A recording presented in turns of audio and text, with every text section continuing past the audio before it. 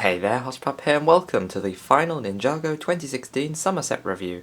Today we'll be looking at the Samurai X Cave Chaos, set number 70596, with 1,253 pieces.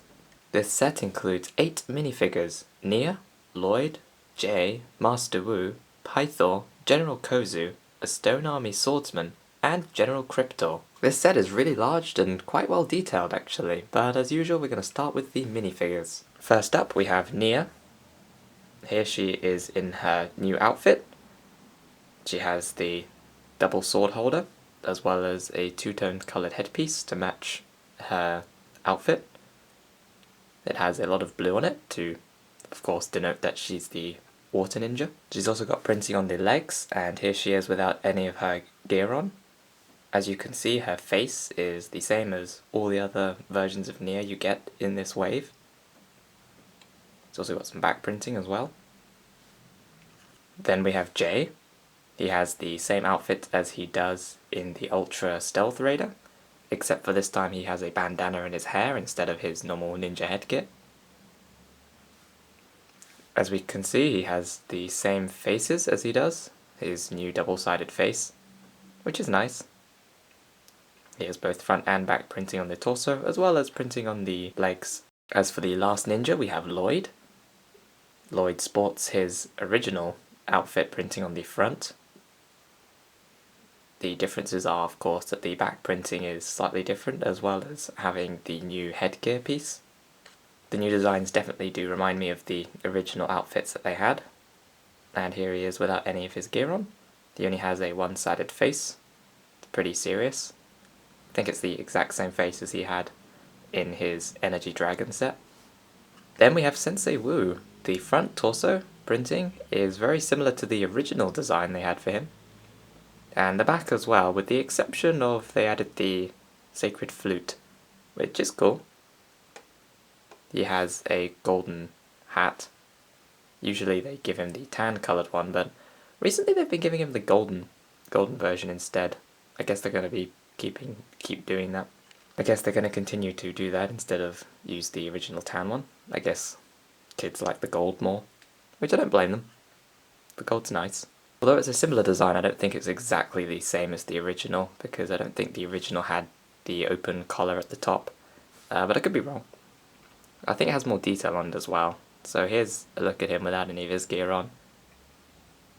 Of course the back wasn't obstructed in any way, so you could see that before. The flute's really cool. It's fun that they added that. I guess that will make an appearance again. And you can of course see Sensei Wu's face. I'm not sure why, but in all the product descriptions of the sets, they call all of the senseis master instead.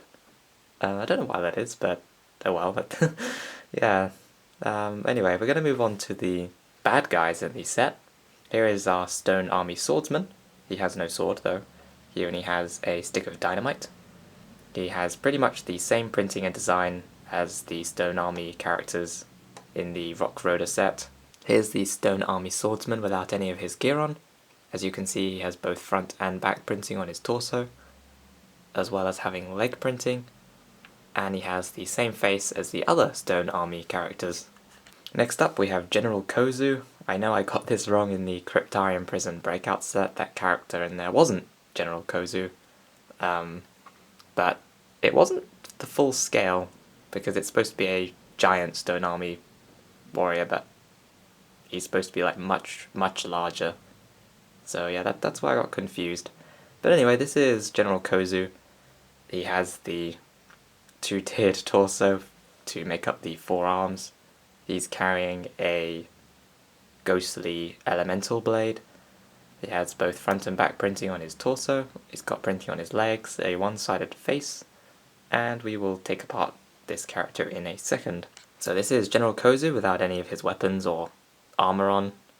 We will take the second torso off in a second so you can see the printing on the front of the main torso. The main torso is, I think, exactly the same as the Stone Army Warrior one, so there's no differences here. So there it is. That's the torso without anything attached to the top. Just put him back on. And there you have it, General Kozu. Up next is General Cryptor with a ghostly techno blade. This minifigure is pretty cool. It's got the regular Nindroid helmet, it's got the back piece to attach 2 swords, and of course the Technoblade piece. This armour piece is actually unique to General Cryptor. It has printing on the front, it's got some designs there, and it looks cool. They did use this in the original rebooted series sets. There is a difference with this minifigure, and we'll take off some of his armour and stuff to show you his printing a bit better. I think his torso printing is unique to him compared to the other Nindroids. And unlike the original General Cryptor, they actually changed the design of his face. And I do like his face a bit better here than in the in the other ones. He looks a bit more like a normal Nindroid. His original face was very different. I don't have one of those to show you at the moment, but I do remember when I was filming the Titanium Ninja Tumbler animation, when I was using General Cryptor, his face is very different. He has like this bottom metal plate that goes over his mouth, and he doesn't have that here, so yeah, that's a difference between the new minifigure and the old version. And finally we have Pythor. This is the white version of Pythor, and there are some differences actually compared to the normal one that we got, and also the other white version we got in the Tournament of Elements sets. This version of Pythor, he has some clothes on, actually. As you can see on the back, he's got some sort of hoodie, and also he has some robes on his snake bit at the bottom. We'll take off his head so we can show you that a bit better. There, he's got robes as well, hiding his torso. So I guess this is closer to the version that Pythor is like in Rebooted, when he's hiding behind that mask. It's pretty cool. So yeah, I think that's what they were going for here. Now that we're done with the minifigures, let's get back to what you probably want to see, which is the Samurai X Cave. This thing keeps getting stuck on the studs whenever I move it on the table. Maybe I should remove the base plates. But anyway, we're going to start with the front of the cave. Here you can see the entrance into it. It has this cool skeletal skull of a dead animal, which is exactly what the entrance is to the one in the TV series. This opens up and it leads down into a tunnel, but of course they only had limited space, so this captures the essence of the cave, I feel, from the TV series. You just open it by pushing down on the back, or you can lift it up. It's only on a hinge, so it doesn't lock or anything. I do wish it did lock, actually. I would like to keep it in the upright position, because then you can move it up, lock it, and then drive a vehicle out. So you got to use 2 hands if you want to do that. The bike comes up quite nicely. We'll get onto the vehicles in a second. Just move the camera up a bit. As you can see, there's a lot of tan detail around the cave. We'll show you the cave from the back afterwards as well. There's actually a fair bit of detail there. Makes it more believable that this is actually in the desert, which is nice. And there's also these white pieces down here to act as the teeth of this animal, whatever it was. This set has actually quite a few stickers, but most of them are reserved for the vehicles themselves, and we will show you those in a bit. But first of all, we're going to deal with the play features on this side of the cave, the left side. You can actually separate each side, the middle and the two, the right and the left side, which is nice. It has these pins, just pull it apart. I guess that means you can play with them separately if you wanted to. They probably just did that for building reasons, but it also allows you to put the set away and store it in different sections, so that's kind of nice. It's probably unintentional, but it will help if you want to keep it tidy and in a box somewhere. So the first play feature on this side, apart from the entrance gate, is there's this little turny thing here, and you can twist it round to move the electric fence, which is nice.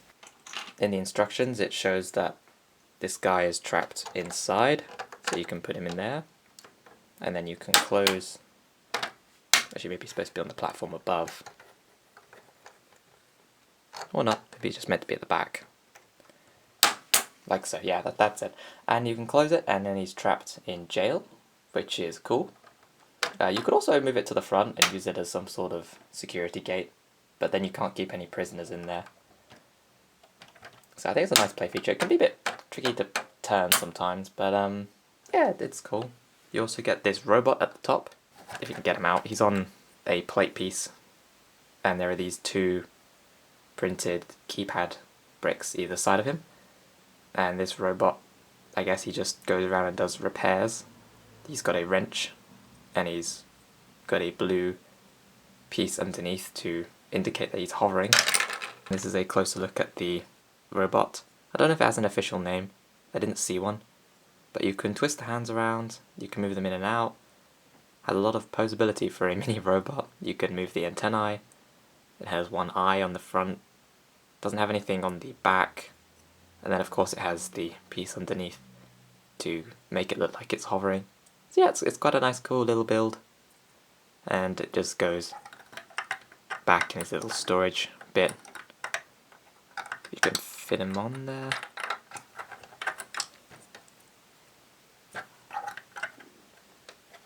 There we go.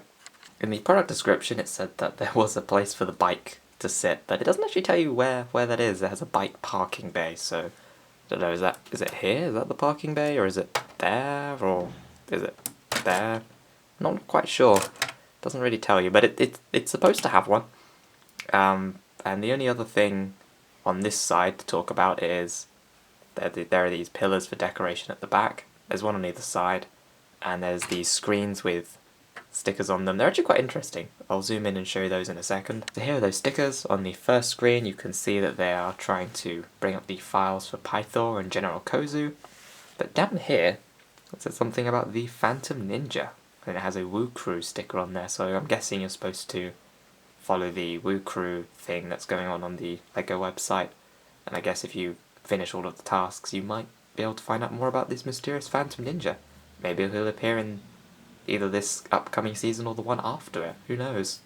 But he's there, so I'm guessing it's some sort of hint or something. Alright, we're going to look at the bike next. For this we've taken Nia's gear off, and we're just going to put her in the...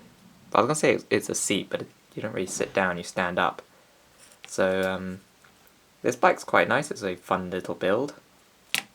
It's quite simple.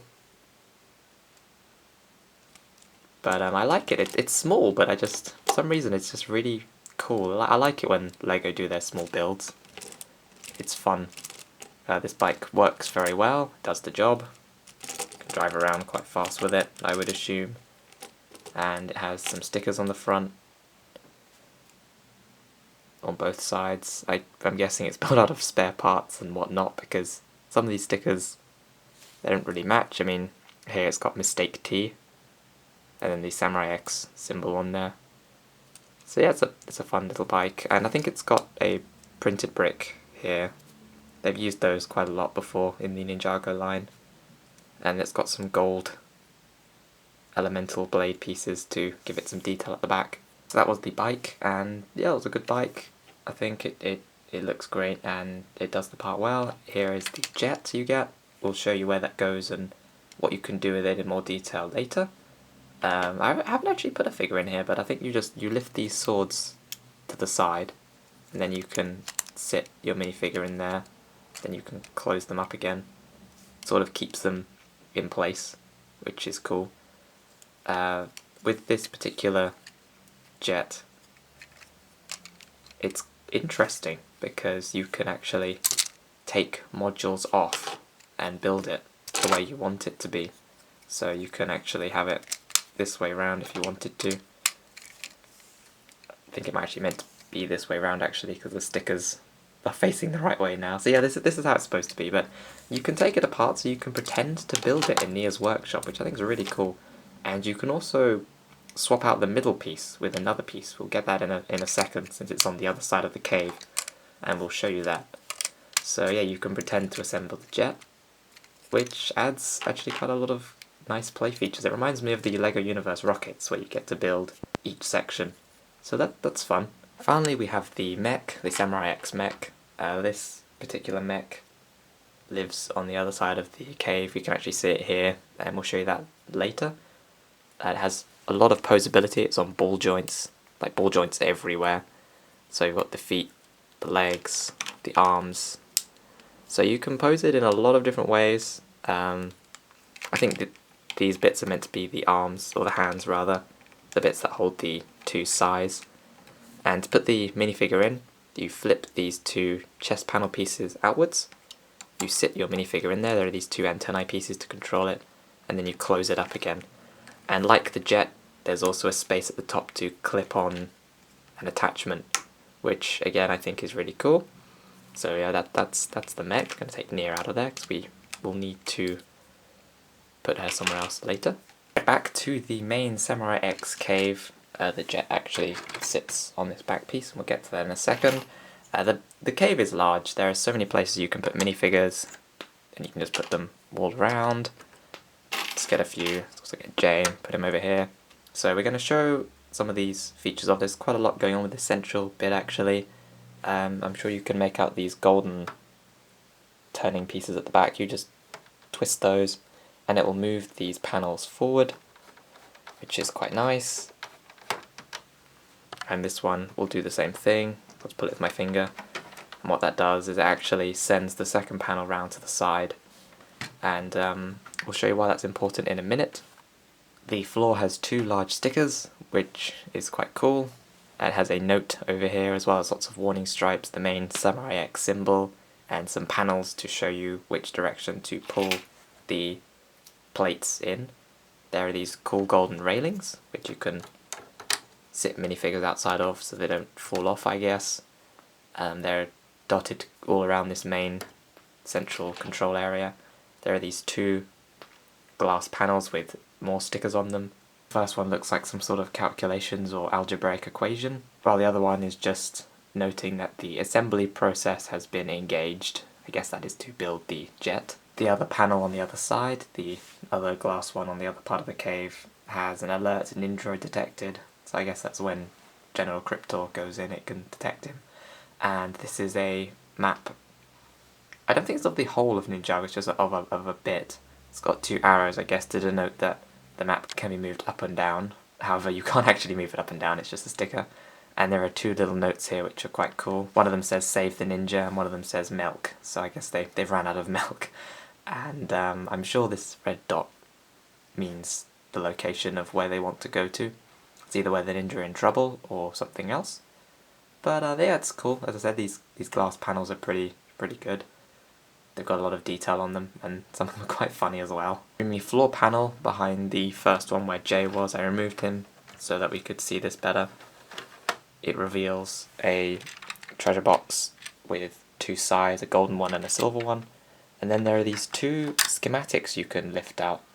One of them is for the jet, and the other one is for the mech, which I think is cool.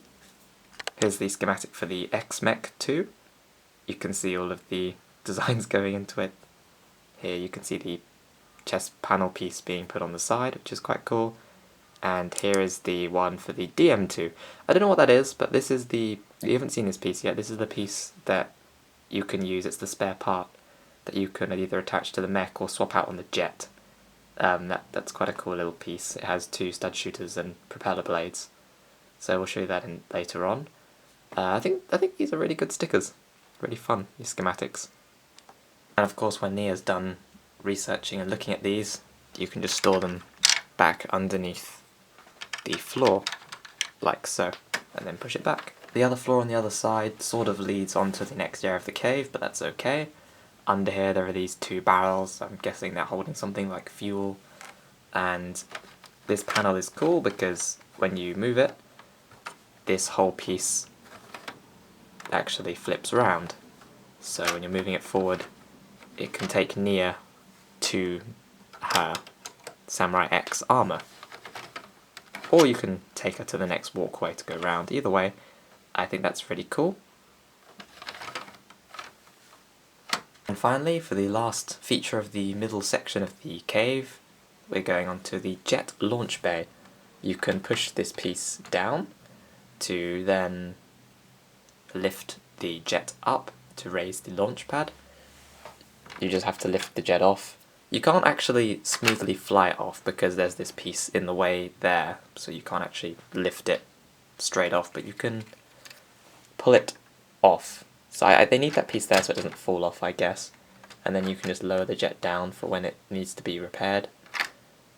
And I think that's really cool. There's a sticker on the actual jet launcher piece itself. I'll show you that in a second. As you can see, there's a red button as well as a yellow arrow, so that's quite cool. Now for the final side of the Samurai X cave. This side can also be pulled off as well. There are some more pins here, so you can just pull it, take it off if you want to, and then very easily reattach it if it wouldn't get stuck on the studs. As shown before, this panel piece rotates around, takes Nia to her Samurai X armor. There is a red straw hat as well as 2 swords, and of course Nia's Samurai X armor. Take that off and show you. It's pretty much the same as it's always been, with the black helmet and the red armor. It's on a skeleton, so if we take it off, it's on the skeleton dummy. It's using that to hold the armor on, which is fine, you know, it's quite cool. She can also wear it. I don't know if she is going to be wearing this in the next series. Possibly. I mean, she's the water ninja now. I don't know why she'd need to wear this anymore. But, you know, they made this set, so there might be a reason for it. Just fits back there in the corner. On the top of the Samurai X cave on this side, we have a scorpion, as well as lots of tan coloured bricks for detail. We have a bush, or some sort of tan shrubbery thing, which is quite funny. There's a lot of space to stand up on top, so you can have some characters perform battle. So we can have Lloyd up there and General Kozu. This is where the mech is kept. There are 2 Samurai X flags, as well as a cool light indicator here, red and green. There's some more play features here as well. We can take Nia and put her on this platform here, and then we can raise this platform up to allow her to enter the mech. This is a really cool feature. I like this one a lot. It allows you to pretend there's some sort of bay to get her into the mech, and it does line up quite well with the top of the mech as well. So yeah, they did a really good job on that one. It's very simple, but it's just really cool. I like it. So we've gone through everything at the front of the cave. There's not really much to go at the back, but here's the side of the cave. You can easily take the mech out, which is nice. If we turn this even more to the side, you might notice there's this thing sticking out of the back. This is the piece I was talking about. It just sits here, just clips on the back of that, and you just attach it here to store it. This piece can be used on the other 2 vehicles, and we will show you that in a second. So here are the 2 vehicles. Just need to grab that piece again. So for the Samurai X mech, I think you just attach it on this way around, and then you can give it 2 boosters. We actually need to zoom out to see that. There we go. So yeah, we can give it 2 of these to fly with. These do spin. These are printed pieces, and there are stickers on the turbines themselves, and it allows it to fly. It has 2 stud shooters at the back, but I think those are only really used for the plane because they're not really pointing in any useful direction. Can you attach it the other way around? I think you probably can. You can, but I don't think you're supposed to, because stuff gets stuck. And then the stud shooters just point towards the mech's arms, which isn't good. But yeah, it works well. You know, you can make this mech fly, which is pretty cool. And now for the jet, which it works a lot better on the jet than it does on the mech. Take the middle piece off, and then you attach the turbines, and now you've got a hovering jet. Looks quite cool, and it has now got 2 stud shooters underneath, so you can fire those, which is great. I think this is a really awesome design they've done here. They've allowed it to not only look good with 2 components, but you can swap things out. You can, of course, put this the other way around. Oh no, you can't. No, it doesn't fit. So that's that. Last thing I guess we could try is with the mech and the aerial piece, and you can put this one on. So you can give it these wing pieces, which again isn't bad. So if you want to give the other one the jet pieces, you can give this one the wings. It gives it more armor, gives it a bit more bulk to it. And I guess you could say it can glide if you move the arms down. Okay, you can't twist it down. And I think you can attach it the other way around as well. Yep. So you can customize this in any way you like. It's quite fun. And with the power of Lego, you can make your own modular pieces. I mean, these aren't that difficult. They're quite small. Just let your imagination go wild. This is the jet launch bay from the back. Push it down to lift it up. And then you can, oop, went down again. You can just lift the jet off, like so. You can also see the two parts which allow the assembly of the main floor to move forward. And finally, not as exciting, but necessary nonetheless to show, it's the back of the cave. This brick is not pushed down. There we go. The detail on this is surprisingly quite good. You know, it's just got those two tan mountain pieces. They're just all one brick, but it's got a lot of other colours mixed in. I think, you know, they could have just left it blank and empty, to be honest, but they decided not to, so, you know, it looks good. Definitely does give it a feel of a cave more from the back, because it's all enclosed. Of course, for expense reasons, they couldn't add a roof to the whole set.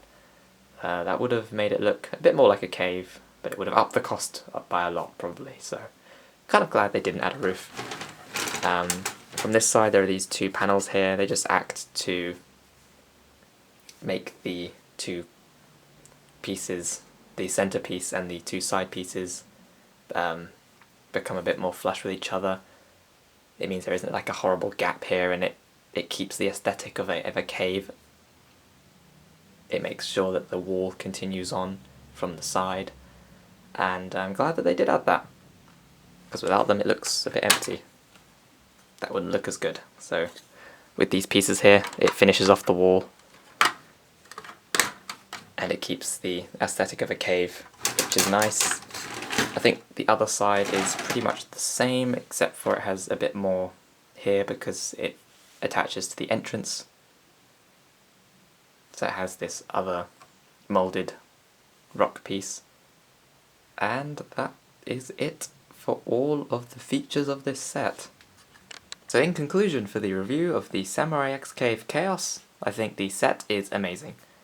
It actually does capture the whole theme of the Samurai X Cave very well. There's all the components you'd expect to find in Nia's little hideout workshop, all of the gadgets and vehicles and such. I don't think you could fit many of her other inventions in here from the other waves. I think you could probably fit Kai's fire mech from the final battle sets in here because it's quite small, but you couldn't really fit many of the other things because the cave isn't big enough, but that's fine.